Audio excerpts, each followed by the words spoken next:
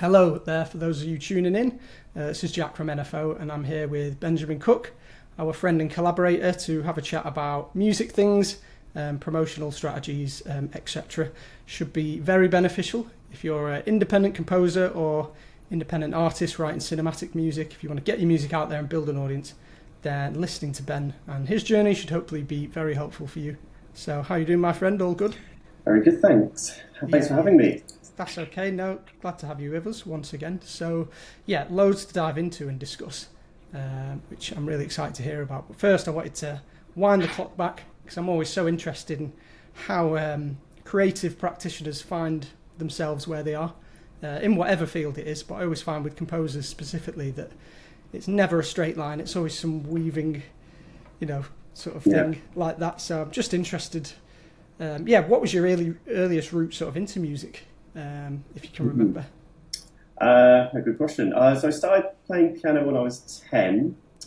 Some people could kind of maybe regard that as slightly late, maybe, I'm not sure. But so I started playing when I was 10 and did kind of more kind of classical kind of backgrounds.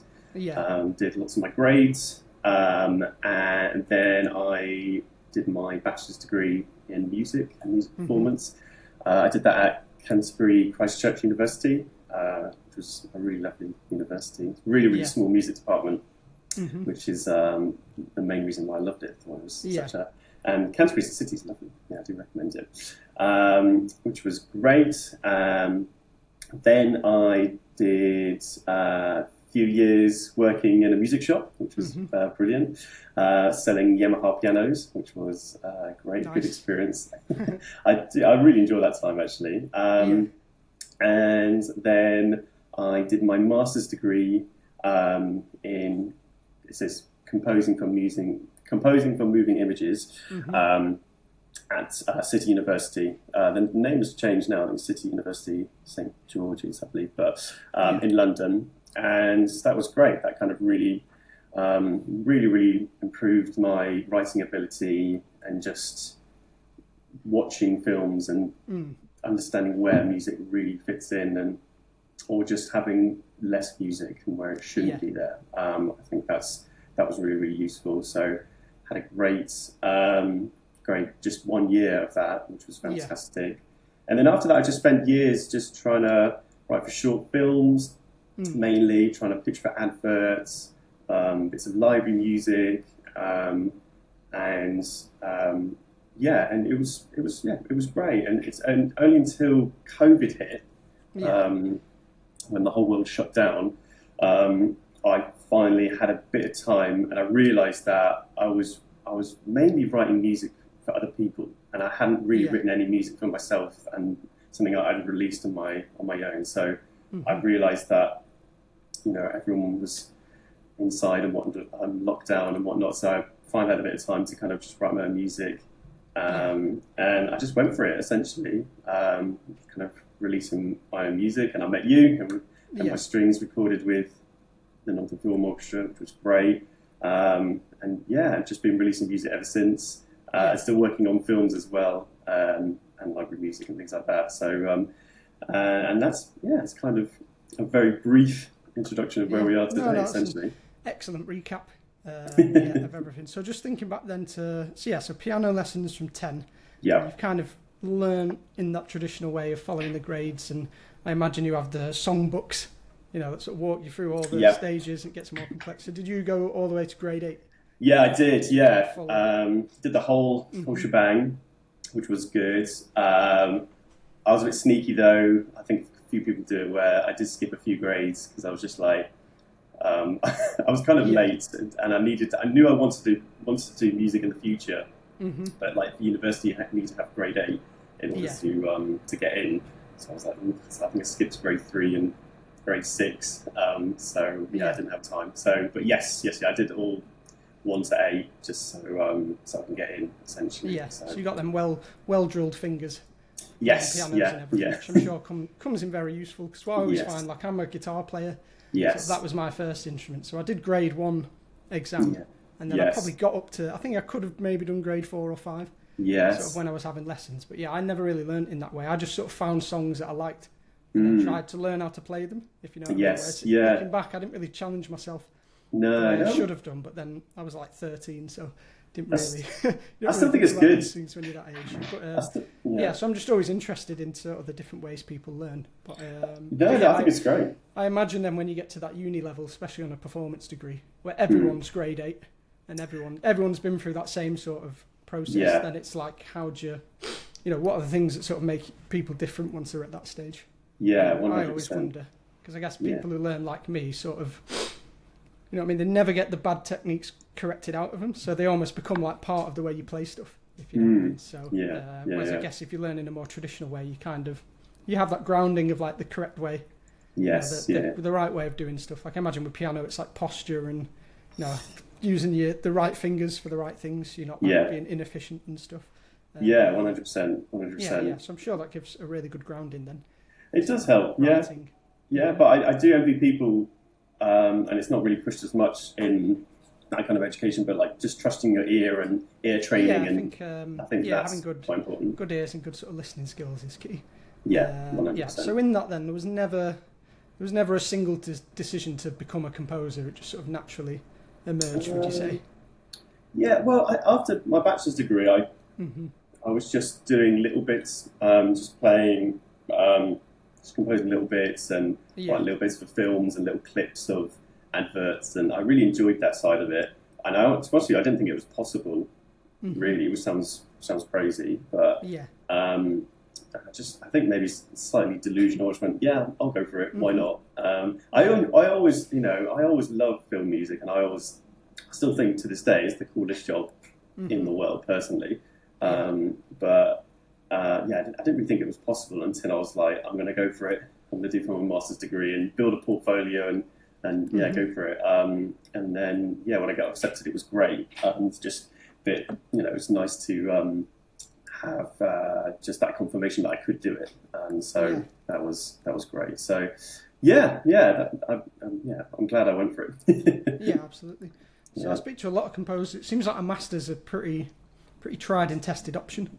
From what I found, it seems like it gives you a nice window of time. Because obviously bachelors, you have to cover loads over 3 years, but masters, you've basically got like that 10 to 12 bumps where you can sort of be really focused in one area. So I imagine it's the kind of thing, if you don't have your portfolio quite ready yet, you want to get one ready, masters is probably quite a nice option for that, because you can sort of tailor everything you're doing around getting your portfolio together.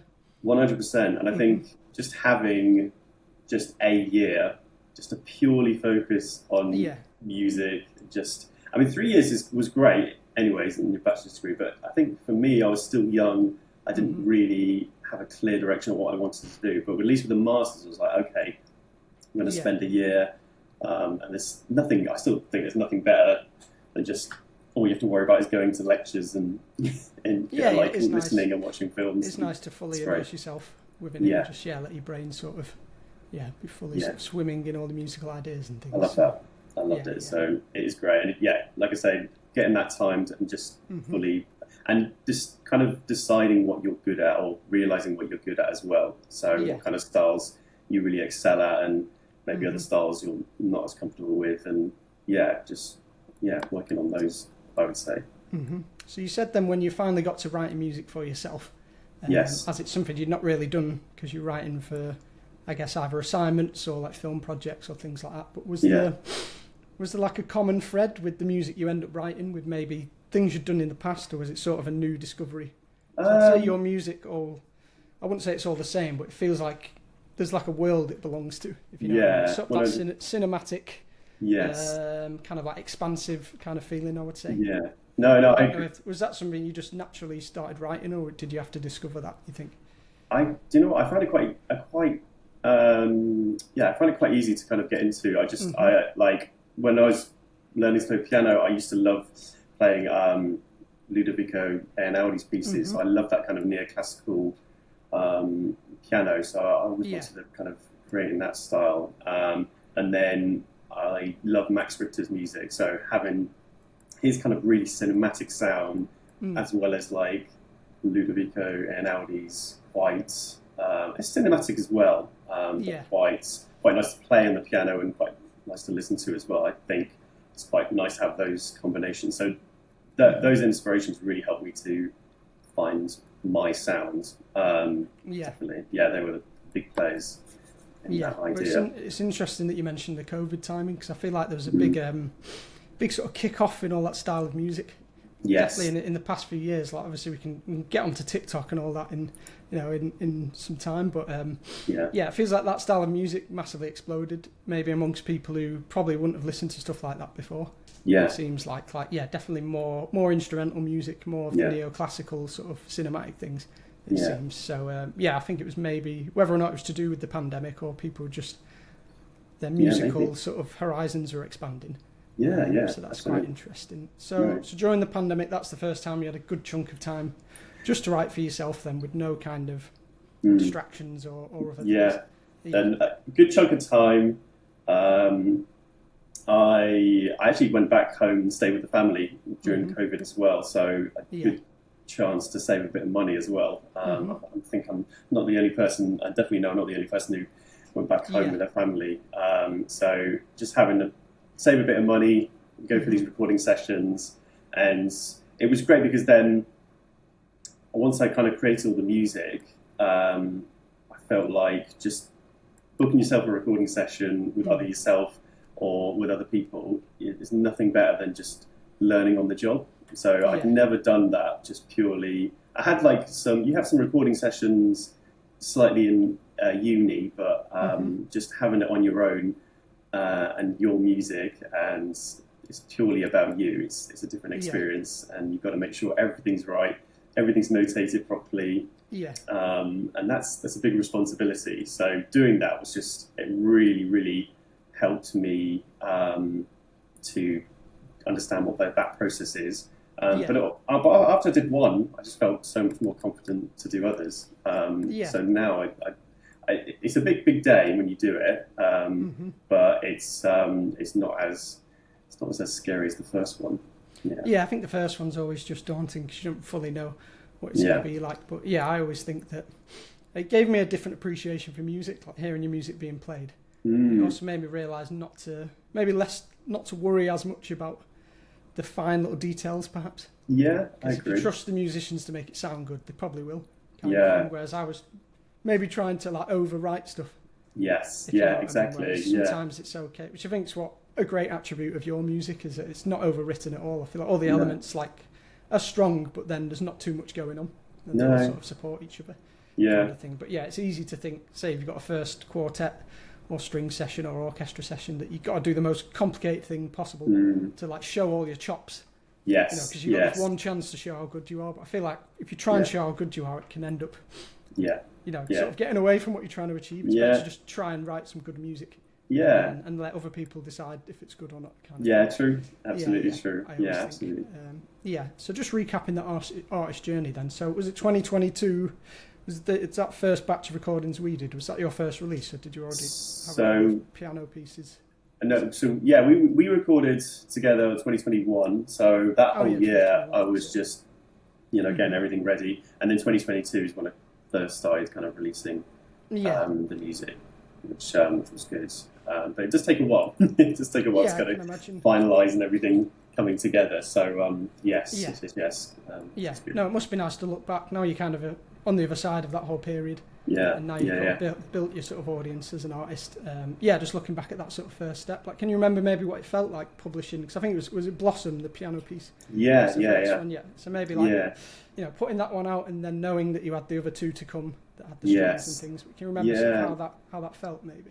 It was. I tell you what, and you've done it before as well, haven't you? So where just releasing the first track and whatnot is really daunting. Being at midnight, making sure everything's gone well, and when it's finally published, it's pretty scary. You've got to make sure everything's ready, and as well, just thinking about promoting it and social media assets and things like that. That's a huge thing. But it's really great. It's an amazing thing. And I think people will be doing this, they'll experience their first time they release a piece of music. It is an amazing experience having your name out there. So it was great. It was great. But it almost felt like, okay, now the work really starts. You've got the first track out. That the easy bit is done. Just releasing it. It's now about getting out there and getting people listening to it. So yeah, yes, just like keeping that momentum, so it doesn't just sort of fizzle away into nothing is the hard Yeah, bit. absolutely. Yeah. I think that's maybe the bit a lot of composers struggle with. I think it was good if you've got enough music finished, you can release something every few weeks. That probably helps a bit, I'd say. But yeah, I think you've been really good at like releasing one track and then getting years worth of content out of it. I know. But it seems it doesn't really matter that it's, you know, you're still promoting those tracks from ages ago, and it's still you know, still bringing people in, listeners and potential new, new fans and things.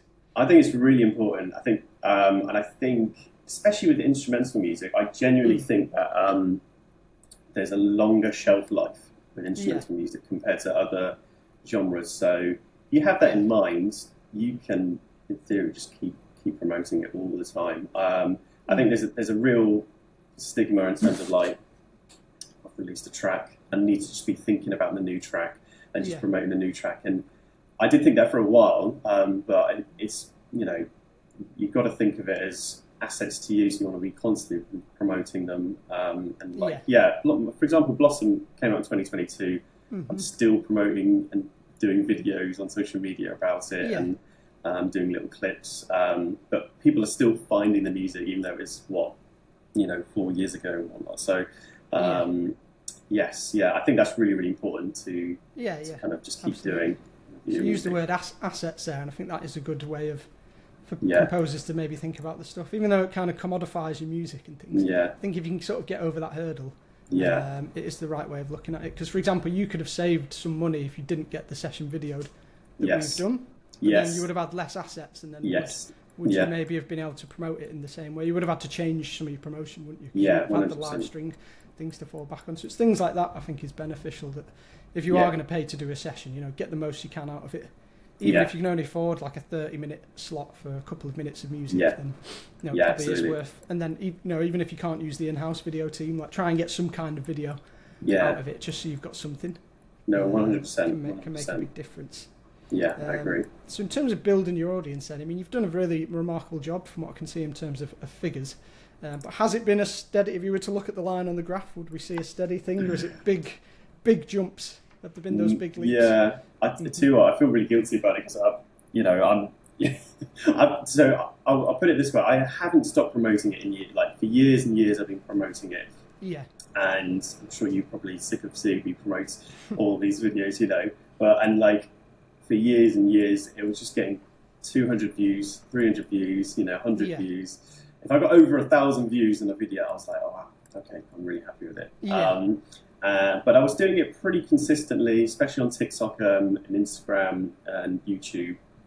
And it's only within the last couple of months, it's gone mental, essentially. So it's gone really, really crazy. And it's great. Something's clicked. I don't know what's clicked, but something's clicked. But because I've been doing so many videos and I've promoted it, I've got the content to kind of reuse it again, because people haven't seen the old videos from years ago. So you can keep... So that's an interesting point, actually, because if you had 1,000 followers, you know, and then you suddenly jump up to 10,000, you've got 9,000 people who haven't seen any of your old reels, so you just get them out to work again. So you need to think about, like, you know, you constantly think that everyone's seen all your videos, and you're like, no, definitely not. So it's all that content now to kind of just keep promoting it and getting it out there. So that's the one benefit I'd say if you're going to consistently promote your music, is that if you do so, then you've got all this, you've got like weeks and weeks of supplies of videos to use later on, which is what I use. And then you've got different types of videos as well. So you've got the ones that's like you in it, you've got the ones of the session, and you've got the sort of more music video ones, haven't you, with the like more cinematic footage and things. Yes. So really like spread it. You've got the same music reused in loads of different types, and then you can see like which ones get a connection and maybe which ones like aren't sort of a good fit or whatever. So I guess 100%. As well, different styles work well on different things. Like the music video, you'd assume would be better on YouTube. So it's like a full length thing, full resolution, whereas like the little reels.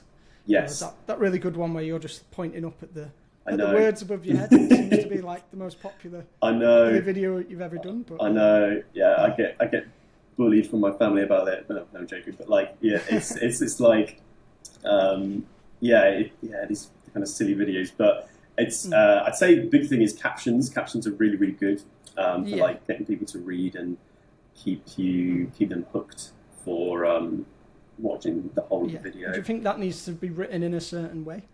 Do you think maybe not too many syllables or things like this, just easily digestible? Or does it not matter? Yeah, maybe. I'd say so, but I think it's all about trial and error, isn't it? Some videos you can try it, and if it works, great. If it doesn't, try something else. I think that's the one good thing about social media is you can keep trying it and see what works.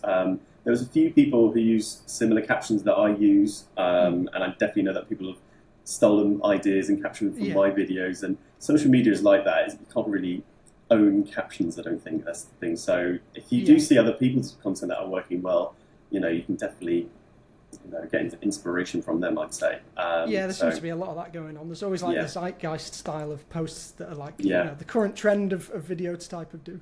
It doesn't matter what you're doing. It could be a gym person, it could be like whatever it is, but everyone's making the same sort of format. Exactly. Which is quite interesting. But I guess it's kind of that controversial thing though, because maybe a lot of composers sort of worry that, do I just then become the person who I spend more time and energy making these little reels than actually making music? Because I often think you probably would get further if you said from a year I'm just going to like churn out and really put it into the social media. I'm not really bothered as much about the music. Maybe it's controversial to say, but I think you maybe would get further if you did that for a year and then switch back to creating your compositional masterpieces once you've got a bigger following. It's true. I don't know what the answer is. I think the problem is, and especially in unis, and that's the one thing I really struggled coming out of uni, was there wasn't really any talk or any teaching about what you need to do in terms of promoting yourself. You'll have these amazing pieces that you've worked on for months and months, but learning how to get it out there and it connecting to audiences, it's really, really important. So that's the one thing I'd say that I really struggled with. So, doing it on your own is quite hard. I can imagine. I think probably the biggest thing for people is just willing to be out there. And be on camera and put yourself out there is probably the biggest hurdle. I think it's just that natural thing is either... I mean, some people maybe just love attention and they're not bothered about it, but I think a lot of people probably, especially in Britain, probably feel a bit sheepish, like, I don't want to be like, showing off, look at me, sort of thing. But I think, unfortunately, you kind of have to do it. Unless you're lucky enough to just have a steady stream of work without having not much promo or whatever. No. So yes, there's a few things to think about there for people. Absolutely. I think the other move people can make is maybe have a business and then promote the business, and then you have that barrier. Like for example, I can promote through NFO. Yes. I don't have to be the sort of main, main star attraction, if you know what I mean. So that might be an option for people. True. Well. Really you don't true. Want to be, because I guess you're more of like an artist as well as a composer too. But if you're more of like a film composer, or definitely for like sound designers and producers, you can maybe have that slight bit of separation where you sort of part of an outfit or a company, perhaps. Might be I agree. The only thing I will say is that content and things like that, people do kind of react to people's faces. That's the one thing I would say. You do that. I've posted videos where I'm playing the piano, or I don't know, got a string quartet and whatnot, and they do okay. But the videos where I'm just maybe chatting to a screen, or there's more of my face, just way better. That's the only thing. And don't get me wrong, I don't enjoy it. I don't enjoy recording my face and doing these silly videos, but it does work for getting my music out there. So that's the only thing I will say, annoyingly. But it's all about practice, annoyingly. So I think just kind of have to just go for it and see what happens. But just grind it out for a bit so you can work out a way that sort of works for you. 100%. And if people can find a way to make it fun as well, that'll probably help. Because if you just feel like it's a proper chore, then it's always going to be a bit of a grind, isn't it? Absolutely. Cool. So we had the first NFO session, and we had a couple of years before the second one. Yes. Just interested, as someone because you're probably a good person to ask, because you had the same ensemble for both pretty much, didn't you? So I'm just wondering what it was like the second time, sort of going in, and you sort of knew what it was going to be like a bit. There was any differences, and maybe if you felt a bit more, I don't know, like you could enjoy it more. You didn't have to worry about the sort of logistics and making sure you got what you need. Yeah, well, it was. Do you know it was great? Because number one, we got to record at the Stoller Hall in Manchester, which is an amazing place to record at. It was just, it was a lot more relaxed. I kind of obviously I knew you, and and like the whole team around NFO, and it was great because I could just definitely relax more, and kind of let them do it. I knew what roughly the sound was going to be because of working with those musicians. And I just knew the area and knew the kind of format of how you were going to record it. Like for example, we only get 30 minutes to record one track. So it's on my first recording session, that was quite intense. Got to try and get everything in 30 minutes. So that felt intense. So when I had the second time round, I felt like when I was notating it, just put as much info on the page as I could. So that's like, okay, that'll help them. That's a key one. I think the less questions people have to ask during the session time, the better. Yeah, exactly. Basically. So you want to like idiot-proof everything, and obviously you can have like your Zoom calls with conductor and Melvin and people ahead of time. Yes, which helps. Yeah. But I think that's the thing I always try and stress to people is that you want to eliminate as much problem solving in the moment. Like the only questions should be like, do you want it louder or quieter or whatever like that. Like no sort of just big picture things, sort of more aesthetic things are okay. But definitely don't want to be figuring things out in the session either. No, that's definitely not, and that's the worst thing. And so you just want to have it really plain and simple, and then half an hour is pretty quick. And I imagine because you play the piano on your tracks as well, so it's probably nice to not be the one playing them. Oh, it's great. It's so nice. Because it's probably hard to fully listen to the music whilst you're concentrating on doing the performance yourself. Yeah, honestly. Yeah, and like even when I get the recordings back on my piano, I'm like, some bits I've had to definitely cut out and change. But you don't really realise that because you're just so in the moment. Yeah. No, that's really cool. So we mentioned before slightly about TikTok and Instagram. You have had this recent surge. Yes. Obviously, we're talking about that new format of video you've been doing, but is there any other reasons you think for this surge, or is it literally just everything you've done has kind of started to snowball and it's sort of reached this point?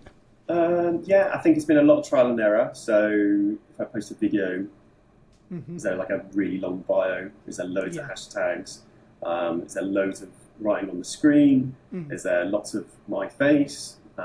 Is there I don't know, or just me playing the piano and things like that, or I think it's just been a lot of trial and error and consistency. I think that's definitely a big thing. So I think that's the problem I used to have. I was post a video and then get annoyed that nothing really came of it. But now it's because it's a constant thing.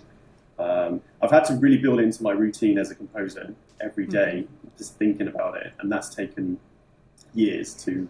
I've got to do this. I've got to find some content. I've got to find something to post. And I heard this quote the other day, and I think it's the perfect analogy: is that you need to be comfortable being ignored. You have to be comfortable. Like you are definitely going to not have any. You're definitely going to have terrible videos that are going to do terrible views, and you've just got to be happy that. You're going to take the hit and then go on to the next one and things like that. And that's really hard if you're, really proud of the music that you've created and, really proud of what, the outcome of the video. But you just got to say, okay, got to move on.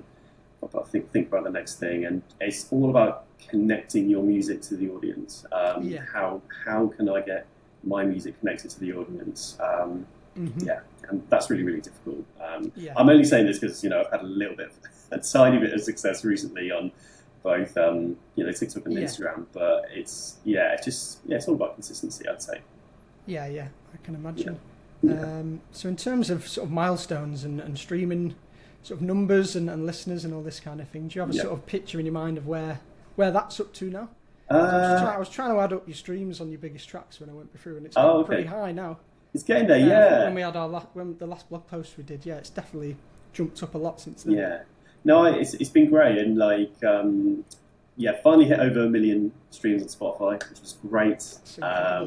Which is good. They don't send you a little plaque like YouTube or anything. No. They send you a 220p 20p coin in an envelope, probably. Just been there. That's where you go. Yeah. Yeah.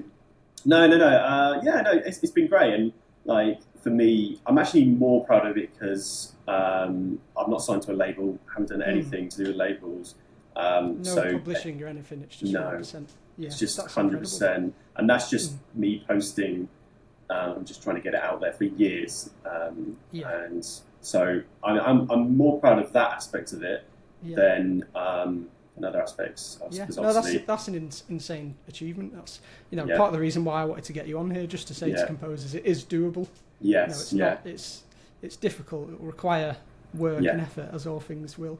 But it's not like a total pipe dream. You know what I mean? You don't even if you don't have a label behind your connections or any of this stuff. If you've got some decent music and willing to invest the time and energy, then it can be done. 100%. I think, and what I'd say is like, that was the biggest thing as well. I forgot to say is like when I released the music, I was so worried about streams. I was on my Spotify for artists, looking at the numbers, and I was really, really worried that it just wasn't getting enough and whatnot. And that's really difficult at the beginning. That's so difficult, just seeing that. Some days I'd get no streams, and that's like really humbling. And you just got to keep going with it, and you just got to try and not let it hit your ego too much. But a lot of people, they'll just jump on a label. There's loads of independent labels, and they'll just put you on playlists and whatnot. They'll take maybe a huge chunk out of your track that you've carefully composed. So it depends. Depends. But I mean, depends what you want out of it. But I was happy with just plugging away and getting out there and doing it on my own. So have you done any physical release stuff? Like I know you've done the sheet music, haven't you? Yes. Have you done any like vinyl or cassette or CD or any of that kind of thing? Got a CD for my latest EP, Ascension, which was great. I do release all my sheet music, and I've got all of my sheet music like illustrated. So I think for me, sheet music's quite boring to look at. So I love having illustrations, and it's quite pretty on the page. Makes it a little bit more exciting to look at, so that's quite cool.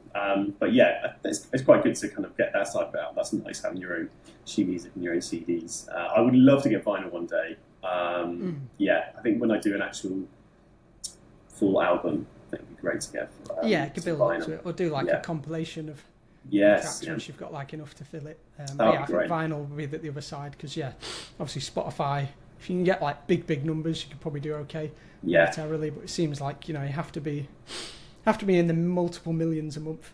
Yes. You probably to make anything significant. Whereas I think if you've got a core little fan base that are willing to buy your vinyl album or something, it's probably a more direct route. No, absolutely. For sure. Absolutely. Yeah. It's definitely something to look at. Because again, I don't think the problem with composers is they maybe don't think of themselves as artists. You know what I mean? So they might only release something when a film they've done comes out. Yes, something true. like that. But I still think, because for example, I did a new composer portfolio over the summer because I've been working on a new website and things. But I actually just released the portfolio as an album on Spotify, just because I thought, why not?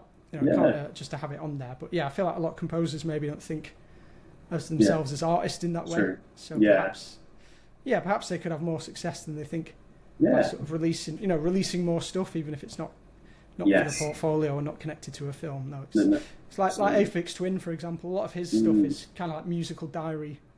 It's like assortment, like patchwork of stuff that have been worked on over big spans of time. And I just often think but then the problem is we're just drowning in music anyway, so it's like anyway, with more and more music to sort of sit there.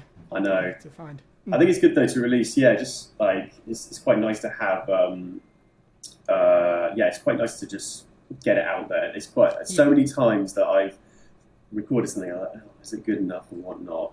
But it's done. It's got like something. I mean, I had last year I had a bit of luck where I released a piece called The Phoenix, and for me, it was great because it got my first classic FM broadcast, which was amazing. But years ago, I was really worried about releasing it. I don't know if it's kind of in my style and whatnot. So you never know. Honestly, you never know who it's going to connect with and what it's going to do. So you've got to just go for it.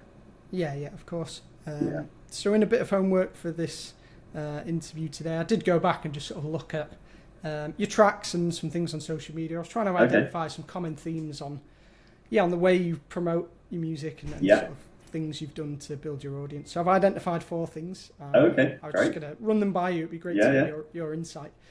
So the first one, again, not the most original idea, but this sort of singles first mindset of not just going straight in with an album or an EP. Yeah. And sort of going track by track. And then I imagine the benefits of that is it allows you to focus on one song fully with the promotion before just sort of moving on to the next. Whereas with an album or like a bunch of tracks, it's a much bigger thing you're trying to like pedal to people, isn't it? Yeah, 100%. So before in about 2021, I was reading this book. I do recommend it. I can't remember the name of it, but the author... I think it's in our blog post, so I'll tell people. Is it? Oh, okay, the blog post we did previously. So if people go to the NFL website and search Ben Cook, or Ben Cook's name, you'll find it. But the book is referenced in there. Okay, fine. But they were talking about, I don't know if it's still relevant today, but like the waterfall release plan where you just start doing singles. Singles are really good for just building momentum, like you said. I think if people drop, too many composers, they might drop an album, and that is good, but it just, once you've dropped it, that's it. There's no momentum. It's all about momentum, and that's really, really hard. And it's quite hard to hear because you're like, oh, this is something I'm really composed and really, really happy about. But it's quite hard to just keep that momentum going, keep that intrigue about, So my latest EP that I did last year, I think I did two or three singles, and then I dropped the EP, and that just built momentum and kind of kept people intrigued to listen to the rest of the EP. Because then you can sort of stagger it if you know that all the tracks will be on an EP as well. Yes, you can use that to build up to sort of big showpiece, which is the EP release. And I guess it's what music was traditionally marketed as. You'd have the lead single, wouldn't you, that then got people hyped, but then the album would come out after the lead single. Yes. Then you'd have like 2 or 3 singles after then. Exactly. So, whereas now it's like you do all your singles first and then sort of finish with the EP kind of thing. But that would probably be the first thing I'd say to composers then. So just, if you are going to release and maybe develop yourself as an artist, don't think you have to compose a full album. No, definitely not. It's fine to do individual tracks and sort of go like that. I think the hard bit then is if you're the kind of person that's always working on like 6 demos at once and things, which I think a lot of people probably fall into that category. It's just probably comes that moment when you're like, right, I've got a good one here. I'll sort of put more time into this, make sure it's finished. 100%. So probably singles first seems to be something you embraced fully and has paid off, which is good. Second thing I noticed was live instrumentation. So you've pretty much got some kind of live element in all your music.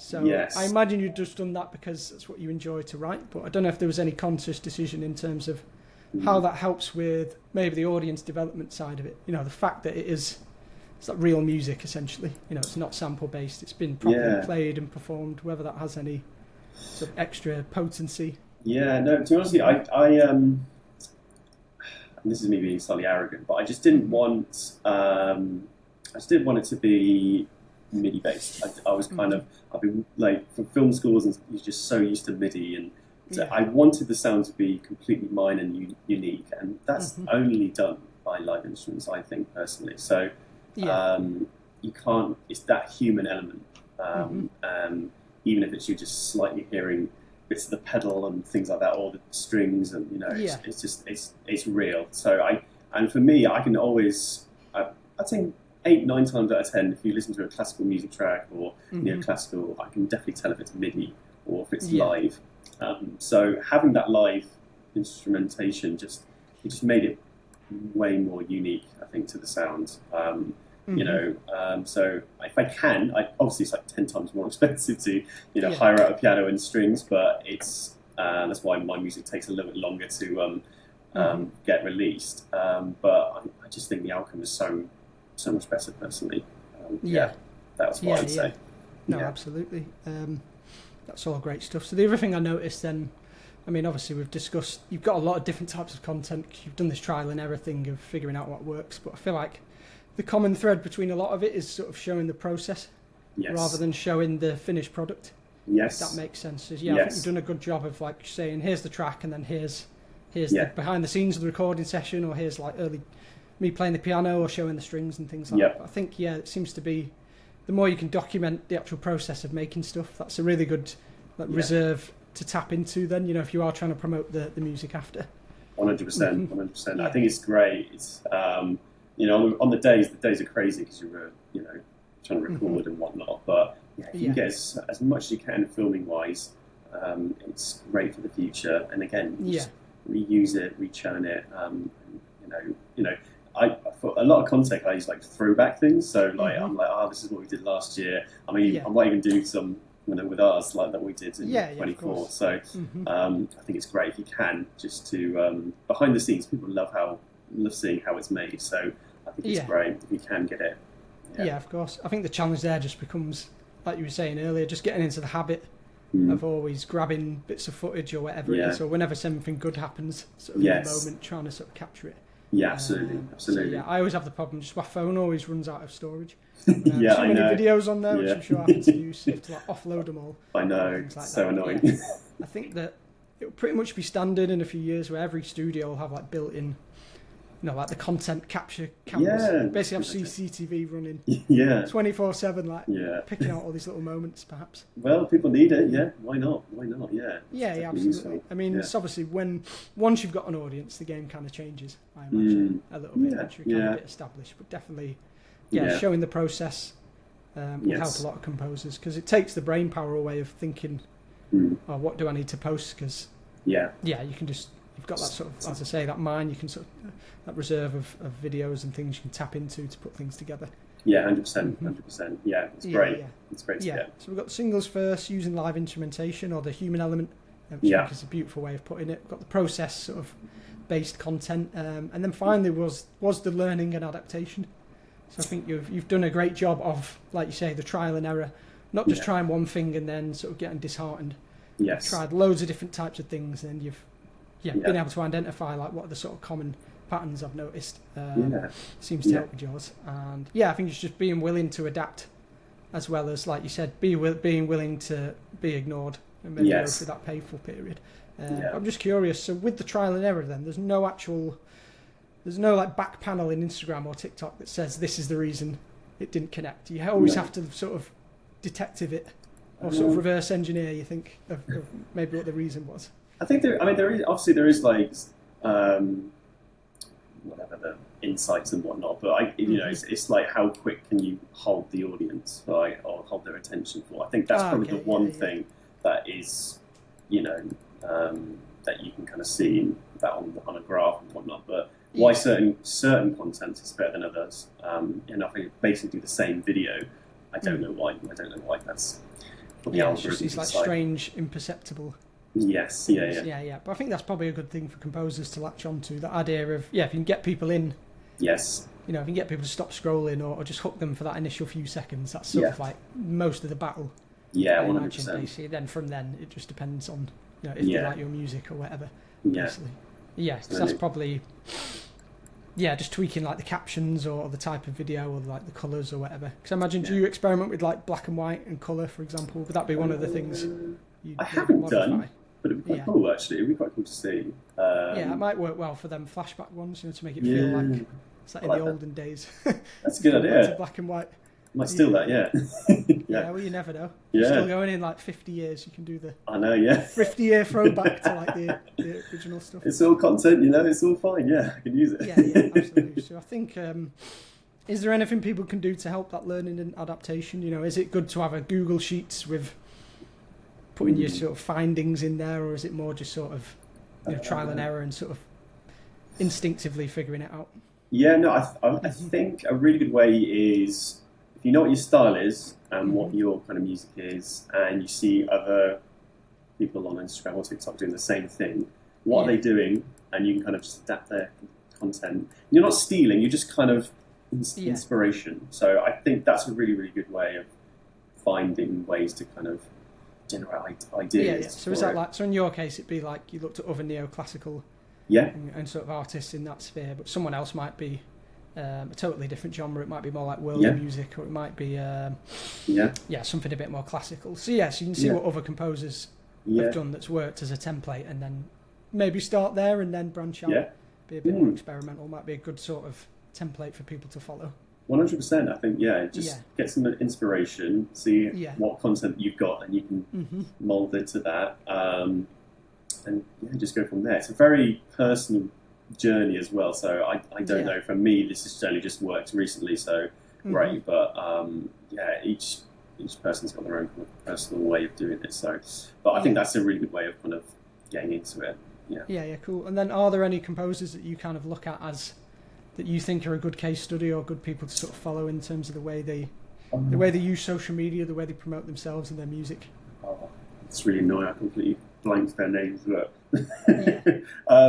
but just like certain TikTok and classical musicians, there's loads. There's absolutely loads. I can't think of them off the top of my head. I see them all the time. I see them all the time, but I can't remember off the top of my head. But there's definitely loads. Even if you just search for it, classical musicians or whatever, they'll come up. But I think the biggest thing I'd say is, social media. People are always stealing little bits of ideas of people. Don't feel like that you can't do it. I think unless you're absolutely completely copying someone, then fine, then you might get a copyright issue. But I think, I don't think there's anything wrong with just getting inspiration pinching from little people. bits here and there. I think so much of what you said seems to be tying into about just making new habits for composers that they don't currently have. So just getting into the habit of all this stuff and even just using social media in a different way. Like if you're waiting for the bus or whatever, go on in. If you're using Instagram to kill a bit of time, maybe use it as research rather than 100%. Just to like mindlessly scroll kind of things. Like you were saying, like do a little bit of research and maybe save some posts that you think are good examples for you to maybe try a similar type of post for yourself. 100%. I think it's all that kind of stuff that will probably pay off quite a lot. But again, as you said earlier, it's a shame more degrees aren't really teaching this stuff as a course sort of thing, because it's kind of like whatever industry you're in the creative arts, you sort of have to master an element of this if you want to get anywhere. Maybe less so. So obviously you can go and work for like a big game studio, you can be on a salary and stuff. You probably don't need to promote yourself in the same way, but anything that's freelance to kind of like an artist sort of focused thing seems essential really, that people have to know how to do this. So seems like the younger generations, some of them are a bit more clued in just naturally because they've kind of grown up with it. Like I do lecturing alongside NFO. The kids I'm teaching are like 19 to 21 and they're just in that different when we grow up with social media, it was just like the old Facebook and things like that, was where they've fully come through like the new sort of era of social media, so they seem a lot more like switched on with that. So that could be an option as well. If you're a more senior composer, you could have the option of getting some help from some younger composers and have that trade of skills. Basically, and because obviously the tried and tested method is be a composer's assistant. And then get your foot into the door that way. But I imagine there's so many established composers who probably hate the idea of having to do reels, and they probably quite happily pay someone to just so they never have to touch it again. You know what I mean? Just like you just film them while they're working and do all the bits for them. But if I was a young composer now and I was good at social media, I'd probably be thinking of messaging loads of composers and saying I can run your social media pages for you, and then in return help get more experience writing could be a way to go. That's a great idea. Never thought of that. It's a really, really good idea. Cool. So obviously we've sort of been looking backwards with a lot of things we've discussed. You're going through a cool little wave at the present where you've had a large increase in your sort of followers and audience. But what does the next chapter look like, do you reckon, or is it still an open sort of question? Well, I'm almost finished on another huge batch of music. Nice. So close. I've got about 2 tracks I need to finish, and I'll probably need to speak to you soon about getting some more strings recorded, which is great. I kind of so my last EP was called Ascension, and it kind of really helped me to find my kind of style and what I want. So now that I kind of know what my style is and what I'm good at, it's opened it up massively. So I know that the next kind of batch of music is in the same kind of line, obviously, but obviously tweaked a little bit. So lots of new music coming soon with strings and piano.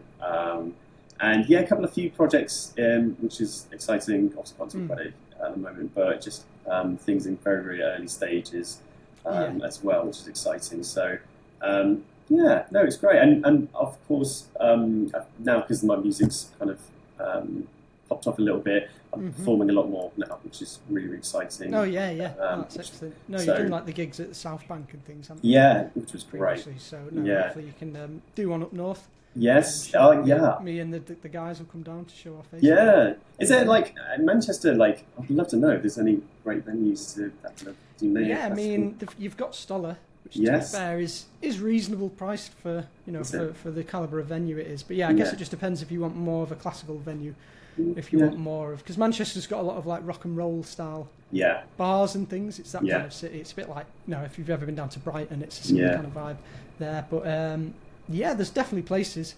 I guess for you, you just need somewhere with a decent piano, don't you? yes, that's the I problem. imagine to Yeah, fully get the most out of your kind of material. But yeah, Oh, Stoller would be good. R&CM, those yes, kind of places. There's the main hall in both of them, but then they also have the little sub like recital hall, which I think it might hold like 60 people maximum. okay. But again, they've got like the miniature space. So yeah, there's certainly options around. I'd love to. For Yeah, I'd Mhm. love to kind of. There's also Forsyth's shop, which you might have heard of, which is heard of it. a really old music shop in Manchester. I think it's been going since the 1800s, and Oh, wow. they've got like links with the Halle, going back to Charles Halle and stuff. But yeah, they're like a 4-story piano shop Oh, wow. specialist as well. And they've got the basement full of pianos that are all being like fixed and things. But I think Yes. they do like they do events there, Okay. of You people check them out. playing and things. So yeah, could be one Okay. to ask. Like I think when people have been on tour in Manchester, they've done like a daytime like Okay. pop-up thing. Yeah, And yeah, they've yeah. done the gig in the evening. So there's definitely places you could do it. Okay. But yeah, I It's good think to know. Manchester's, it does have quite a lot happening in the sort of classical Yeah, side of music as well, which Yeah. is quite cool. yeah, It's yeah. just the benefit of having R&CM and Cheatham's, and then Mm. obviously you've got Halle and Camerata and a few other groups, Manchester Collective. Okay, So yeah. it's a pretty happening city, it seems, Yeah. these days for the more classical end of things. I'd love to go up. Yeah, just need to find a time and a place essentially. Yeah, That'd be yeah. Great. I'd love to. Yeah, well, I'm sure when the time is right, you'll be up and Yeah. a great show. 100%. Cool. Well, we can probably wrap things up there. But yeah, appreciate your time. Is there any final wisdom you want to share with the people who might be listening? Yeah, I think you just gotta keep going with it. Unfortunately, you got to be quite resilient. Just keep going. Like I said, you got to be quite comfortable being ignored. I think that's the thing. You just got to be. Yeah, you might be ignored, but you just got to keep going with it. Whether that's my kind of music or just applying for films or applying for being a composer's assistant or adverts or whatever. Yeah. I think you've just got to be, just got to kind of keep on the track and just keep going with it. I'd say that's probably the best advice I Yeah. can give. No, that sounds good. Good practical advice people can actually put into practice, which is good. Okay, amazing. Well, thanks for your time. Thank you to everyone who's tuned in to listen, and we'll see you at the next video.